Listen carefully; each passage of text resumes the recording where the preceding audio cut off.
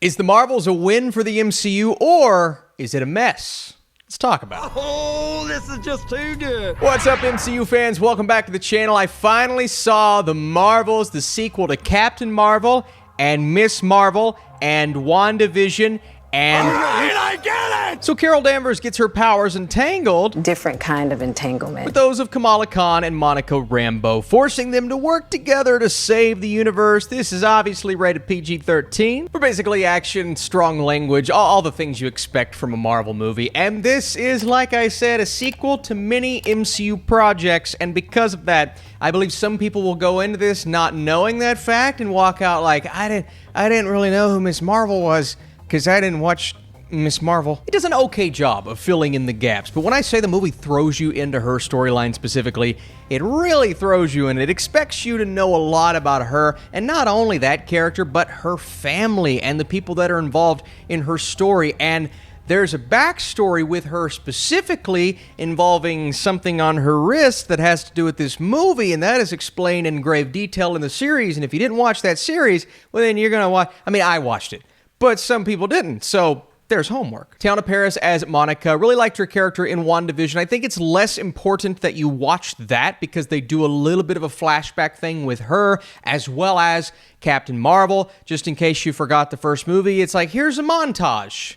Where was that for Miss Marvel? I'm like, what do you say me for? Regardless, I like Monica's character, and specifically the connection between she and Captain Marvel. We know that there's going to be a little bit of tension there. They haven't seen each other in a while, and where they left off and the details that we get with that story, they probably end up being some of the more effective emotional scenes in the movie. That connection between Carol and her mom in the first film, that was the driving force of Captain Marvel, and so obviously that was an element I was really excited to see. It paid off for the most part. There's some awkwardness from Captain Marvel's standpoint. I do wish they would have gotten a few more conversations in there and showcased more of that connection. I guess it didn't really pay off, but I like when they're on screen together at least. There are three Marvels in this Captain Marvel sequel. Captain Marvel's technically been in a few projects now. She's been around for a while. That being said, the best Marvel is Miss Marvel. Kamala Khan radiates wonderful energy that is infectious, and she's such an entertaining character. And I love the fact that she loves that she's here. You can tell Iman Vellani, she was excited to be here. Miss Marvel, she was excited to be a part of the team, and anytime she's on screen and interacting with the other two Marvels and her family specifically, they don't get a lot to do later on in the movie. I'm questioning why they're even there later on in the movie, but their interactions at the beginning, they were great. And really, this film started out on an okay note. You know, going into the Marvels, I saw the trailers. They were fine. I'm just not a fan of the first Captain Marvel. There's very little about it that resonates with me, and it's such a bland story looking back on it. So I was hoping that there would be more spark here, and there is.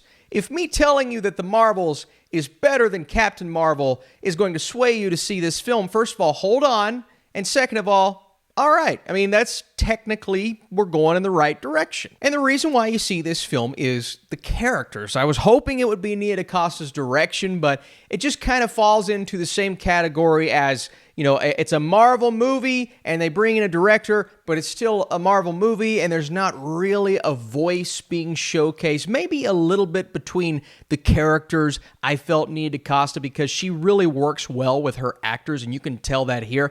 But in terms of style, I wanted more style. And maybe that's because the plot feels so jumbled. Maybe that's because there's a lot being thrown at us at once story-wise, and I couldn't quite feel her impact. But I couldn't really feel her impact, and that's such a bummer because she's amazing, incredible. So I was excited to see this for her, and I ended up enjoying what I enjoyed about it, mostly because of the performances. So all in all, acting pretty good. A couple of action scenes. I'll give the film credit. The action sequences, two in particular, are filmed really well. There's something funky going on with the Marvel's powers in this movie that causes them to switch places every time they do something specific, and when we get the fight sequences with that happening, I'm like, all right, it's pretty cool. There's some style to it. They're going to play the pop song or the song that makes it. It's okay, fine. Marvel, everybody does that. You're lame! But it's pretty cool, and I'm more and more okay with the idea of what Miss Marvel's powers is now compared to what it was in the comics. At first, I'm like, no, no, don't do that. And I'm like, all right, it's okay. It works fairly well. So a couple of those sequences, okay, especially when we get to see their dynamic. But everything surrounding when they are on screen together, and really the core heart, which is present in this film, and I see what they're going for, but the story that takes these three characters, and at times two characters, from location to location, and, random planet that we've never heard of before, to one sequence that was, pretty funny, but it just kind of kept going on, and it lingered for a little too long, and I'm like, why is this taking up the majority of the second act when we have so much to learn about our main characters, and so much to learn about the villain? Oof. Move this man! Zoe Ashton could work really well, especially in this environment. And there are, vibes that I'm getting from her that she's embracing this character, but there's nothing to embrace. This is one of the most poorly written, just like fraud villains I've ever seen in a Marvel film. And there are sequences where she's fighting all three characters, and of course they're going to be like, well, you could take her on easily, Captain Marvel, if we weren't switching powers. But there is one point where she's taken on Captain Marvel, and I'm like, why is Captain Marvel just not knocking her block off? She took on Thanos head to head, literally. But it's so strange because she does take up a little time, and that's good. That's what you want. You want to flesh out our villain. And there's one moment at the beginning where they start to do something for her character, but every time she's on screen, it's empty. Not performance-wise. It's the writing behind her character. It was horrible. And when I start to talk about reshoots, just know that every movie does reshoots. All of them. Well, most of them. But there were some people talking about this film specifically that they did a few more reshoots than normal, and some of the test screenings weren't the best. And, I can tell whenever our villain's on screen and whenever our characters are going from here to there to here to there, and there is this goal that the plot gives us that we kind of have to figure out. And one huge piece, emotional piece of this story that takes it very seriously, that I would have appreciated a lot more if it wasn't given to us at the most inopportune time. And it's just kind of thrown in there, okay, let's take just 1 second and move on to the next thing, as opposed to the film giving that to us at any other time, allowing us time to reflect on what was said or what was done, and thus making the dynamic between our core three here a lot stronger than it actually was. And speaking of our core three, yeah, they're great when they're on screen together, and I love their dynamic, but we don't get enough of that in this film. Couple of great conversations, one in particular that reminded me of that very first conversation we got between all of the Avengers in the first Avengers, and that was awesome.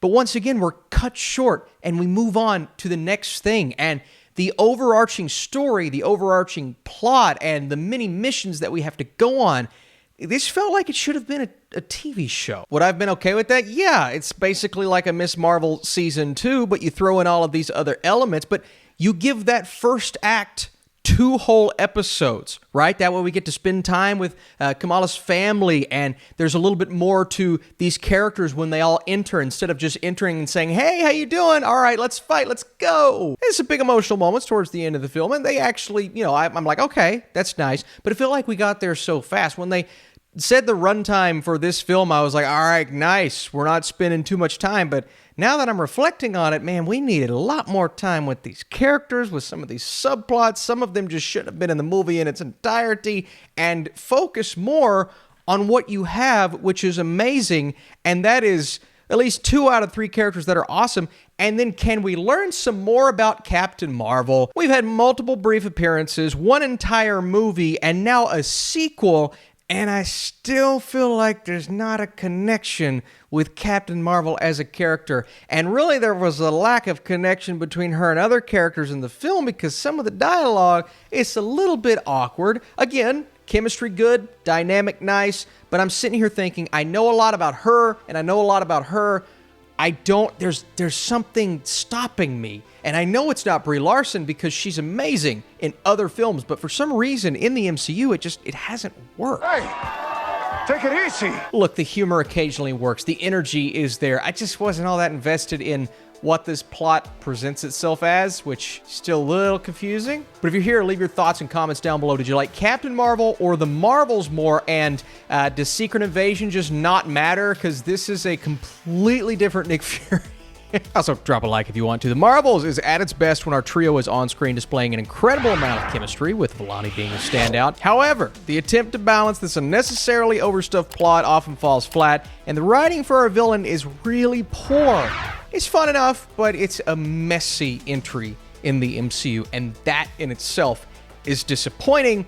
So if you were not excited for this, it's not going to sway you. If you're really excited, it may work for you. I'm interested to see how people feel and respond to the Marvels. Thanks for watching. See you soon. I'm going to talk about the Loki finale.